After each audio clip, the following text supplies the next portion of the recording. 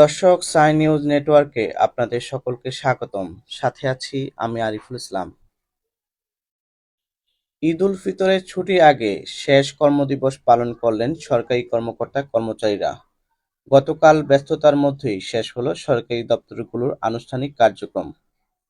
আজ থেকে শুরু হতে যাচ্ছে টানা ৯ দিনের ছুটি, যা চলবে ৫ই এপ্রিল শনিবার পর্যন্ত। ফলে দীর্ঘ এই ছুটির সুযোগে অনেকেই রাজধানী ছাড়তে শুরু করেছেন। এবছর ঈদ উল ফিতর উদযাপিত হবে ৩১ মার্চ সোমবার বা পহেলা এপ্রিল মঙ্গলবার, যা চাঁদ দেখার উপর নির্ভর করছে। ঈদ উপলক্ষে সরকার ৫ দিনের ছুটি নির্ধারণ করেছে। ২৮ মার্চ শুক্রবার শবে কদরের ছুটি হওয়ায় সরকারি ছুটি শুরু হবে ২৯ মার্চ শনিবার থেকে। ঈদের মূল ছুটি থাকবে ২৯ মার্চ থেকে ২রা এপ্রিল পর্যন্ত। এর পাশাপাশি সরকার নির্বাহী আদেশে ৩ এপ্রিল অতিরিক্ত একদিনের ছুটি ঘোষণা করেছে।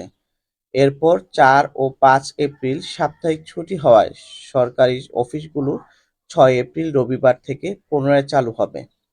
দীর্ঘ এই ছুটির কারণে বাস, ট্রেন ও লঞ্চ টার্মিনালগুলোতে ঘরমুখো মানুষের ভিড় বাড়তে শুরু করেছে।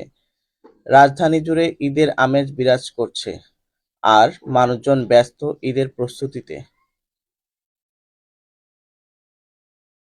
দর্শক, এরকম গুরুত্বপূর্ণ খবর পেতে আমাদের চ্যানেলটি সাবস্ক্রাইব করুন এবং বেল আইকনটি অ্যাক্টিভ করুন। সাথে থাকুন।